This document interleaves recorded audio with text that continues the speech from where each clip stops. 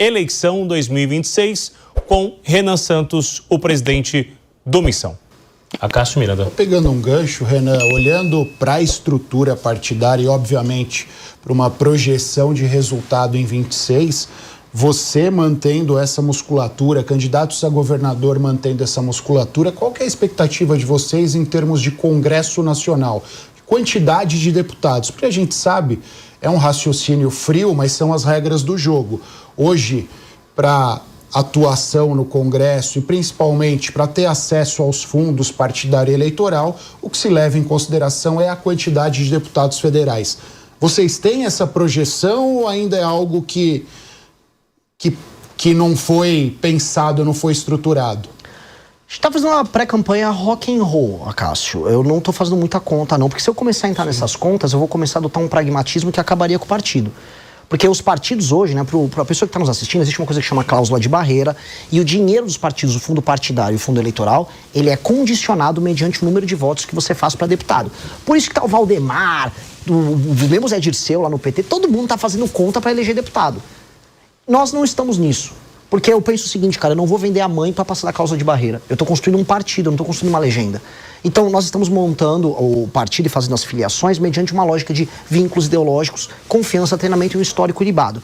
Por que eu digo isso? Porque eu recebi propostas de lideranças políticas já existentes falando assim, me dê um diretório do seu partido aqui no meu estado. Recebi proposta em Mato Grosso, recebi proposta em Minas, recebi proposta na Bahia. Eu faço um federal aqui pra você, faço 2 estaduais, mas eu fico diretório. Eu falei, não vai rolar. Não vai, porque eu acabo com o partido fazendo isso. Vira mais um partido.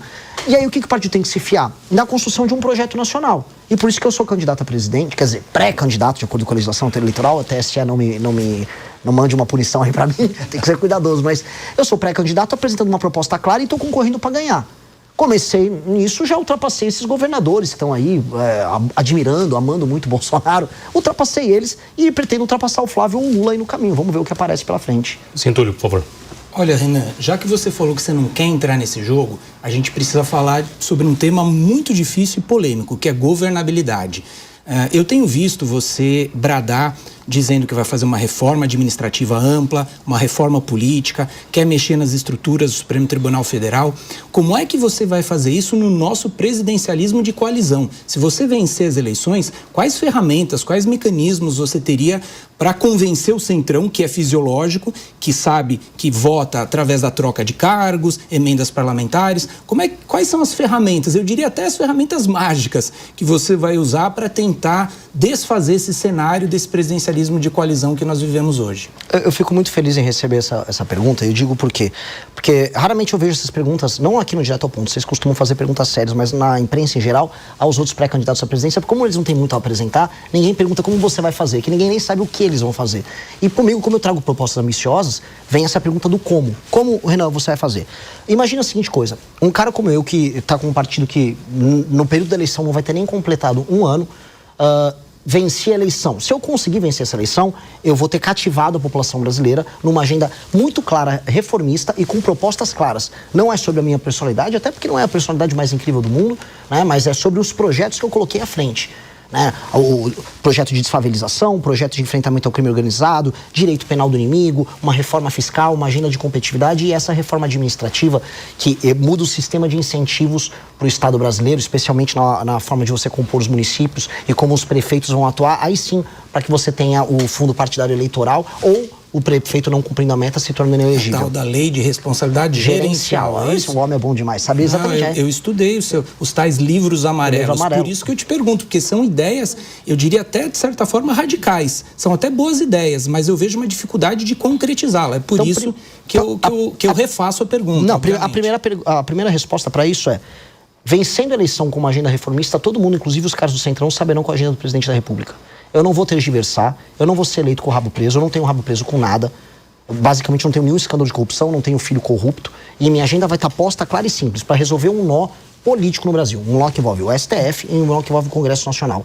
Na nossa reforma fiscal, eu vou ser bem claro, todos os investimentos nos municípios, que é a base do trabalho dos deputados federais, estarão condicionados aos desempenhos dos prefeitos dos municípios. Ou seja, o deputado só vai poder mandar a emenda para a base que é basicamente a vida política do deputado, caso os prefeitos deles estejam atuando dentro da nossa lógica de uma reforma administrativa. Ou seja, se o prefeito está entregando saúde, segurança e educação à cidade, ele recebe a emenda do deputado. Se não, o deputado não manda. E se ele estiver funcionando muito bem, o deputado pode mandar até mais emenda. Por quê? Porque eu quero incentivar o bom deputado a poder mandar emenda para a base dele, mas desde que o prefeito dele esteja funcionando.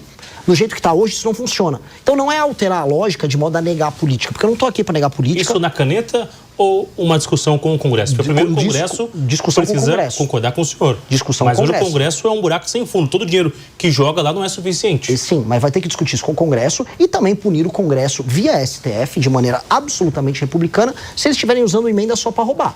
Hoje o ministro Flávio Dino, alguém que eu tenho as mais profundas discordâncias do ponto de vista ideológico, está indo para cima do Congresso Nacional por conta de desvio de dinheiro de emenda. Pois bem, a Polícia Federal, assim como tem que ir para cima do escândalo do Master e do escândalo do INSS, também tem que ir para cima dos políticos que estão desviando emenda. O escândalo do orçamento secreto, no fundo, é um escândalo que envolve bilhões todos os anos no orçamento nacional. As emendas hoje estão ultrapassando a casa dos 50, 60 bilhões todos os anos e boa parte delas, sejamos sinceros, é usada para desvio de dinheiro, para fazer caixa 2 para a campanha deles. Então, assim, nós queremos fazer as coisas na boa intenção, com um projeto, no amor, mas se precisar também ter fiscalização muito dura, e tem que ter, eles vão sentir o peso da lei. Do jeito que está hoje, um deputado federal não se responsabiliza pelos seus atos, desvia emenda como quer e coloca uma faca no pescoço da presidência da República. Isso tem que ser reorganizado. E essa será uma presidência da República que vai reorganizar esse jogo.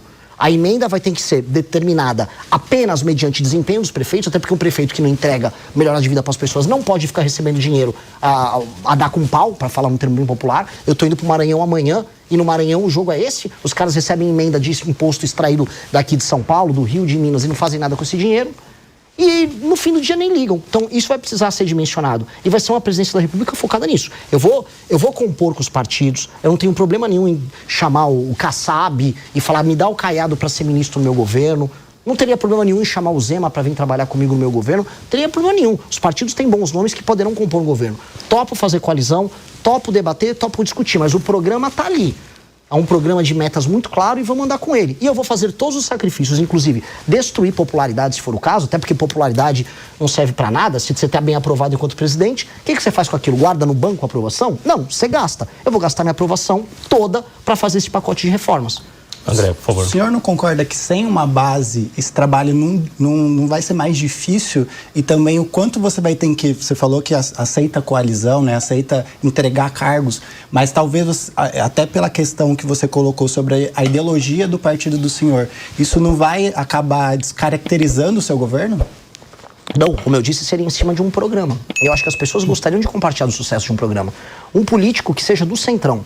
Ele gostaria muito de ver a cidade dele e, inclusive, obter o lucro político no sentido mais republicano do termo, de ver a cidade dele sem crime organizado, participar conosco das operações que destroem o crime organizado na cidade dele. A popularidade dele vai aumentar. O Castro aumentou a popularidade dele com as operações que ele fez no Rio de Janeiro. Mesma coisa com uma operação de desfavelização, que entregue moradia para as pessoas. Esses políticos do centrão vão querer participar disso. Se ele fizer isso conosco de maneira republicana, ou seja, sem nenhum tipo de interferência monetária ou financeira dentro do nosso programa, que permite esse lucro político. Estou falando lucro político aqui no sentido mais bonito do termo. Vai ser muito bom. E ele vai poder ser agregado de maneira republicana ao nosso governo, como qualquer governo de coalizão no mundo faz. Eu não estou inventando a roda. Eu só estou propondo fazer as coisas como os países sérios o fazem. Né? Naturalmente a gente fala, o Brasil não é um país sério porque nós temos políticos muito corruptos. E aí vem as alterações na legislação brasileira no sentido de lei e ordem muito clara, de volta da prisão em segunda instância, de separar o STF apenas como tribunal constitucional e não como tribunal que vira uma última instância para político, para eles entenderem também que se eles andarem fora da linha, a casa cai. Vai ser isso, convidar para fazer a coisa certa ao lado e ter um lucro político ao lado, mas se comportar errado, a casa vai ter que cair. Cássio? Pegar um gancho, Renan, você falou sobre o Supremo Tribunal Federal, ele foi perguntado sobre governabilidade. Talvez eu esteja até saudosista hoje. Até um tempo atrás o Supremo não participava dessa conversa. Hoje a gente tem que colocar o Supremo nesse tipo de pergunta. E se você, eventualmente eleito presidente, você vai indicar minimamente 3 ministros. Então eu gostaria que você falasse desta relação do Supremo, como você vê a relação do Executivo com o Supremo e quais seriam, óbvio que é cedo, mas qual é o perfil desejado para as eventuais indicações de ministros? Começar pelo final, tá? Perfil essencialmente técnico e um perfil constitucionalista. um perfil defensor de um padrão, vamos dizer, legalista, estrito dentro do texto legal da Constituição e não inovador. Não adeptos do tal do neoconstitucionalismo, como é o Barroso, e como vários ministros se aproveitaram para poder fazer negócios dizendo que era neoconstitucionalismo. Então, ministros que defendem o seguinte, é o que está na Constituição e apenas o que está na Constituição, e não vou ficar fazendo grandes inovações por aqui, como a gente assiste. Inovações que sempre terminam, por exemplo, na redução das liberdades dos brasileiros ou interferência nos negócios, em nome de ONGs internacionais. Infelizmente, preciso colocar isso aqui. Paralelamente, a gente sabe que o STF se tornou um poder por si só. E aí a gente tem que ter uma série de medidas que recoloquem o STF dentro da caixa. E eu volto a colocar o ponto que eu trouxe na pergunta do nosso amigo aqui. O que acontece? Eu serei eleito dentro de uma agenda que responde à crise. A agenda de resposta à crise, caso o eleitor fale, é o Renan, é uma agenda, portanto, de recolocar o STF dentro de, vamos dizer, do seu papel institucional clássico. Então, você não vai poder mais viver de 83% de decisões monocráticas como temos no STF hoje. Nós temos que ter limite para as decisões monocráticas. Mesma coisa para aquele período bizarro em que um ministro pede vistas e fica segurando um processo. Ministros têm que ser proibidos de terem escritórios ligados a familiares e amigos atuando junto com eles. Nós temos que ter uma corte pequena e específica, feita por sorteio de desembargadores ou o critério que seja decidido, para cuidar dos casos que envolvam deputados e senadores, para que eles não fiquem à mercê do STF. São medidas simples, fim das decisões monocráticas, eu tinha citado, mas são medidas simples e diretas que recolocam o STF no papel constitucional. E uma delas, inclusive, é o filtro de entrada, que faz com que no Brasil a gente tenha cerca de 8 mil ações que vão parar no STF, enquanto que nos Estados Unidos são apenas 50. Se a gente faz esse filtro de entrada, a matéria é apenas constitucional, aí sim a gente começa a recolocar ele no lugar dele. Seria uma pauta central nossa, até porque nós temos um país em que o poder executivo não existe. O orçamento é executado pelo legislativo e as grandes pautas nacionais são decididas pelo judiciário. Eu serei um presidente que vai cumprir este papel. Terei sido eleito para isso. Então, eu só gostaria de lembrar, hoje eu tenho um partido que tem 5 meses de idade. Se eu for eleito à presidência, eu não terei mais apenas um partido pequeno. Eu vou para lá com pelo menos 100 deputados e mesmo os deputados do Centrão e da direita que ganharem vão ser pautados os meus argumentos. Então, será um jogo diferente. Se você gostou do vídeo, não se esqueça de se inscrever no canal, curtir e compartilhar. Essa missão é inevitável.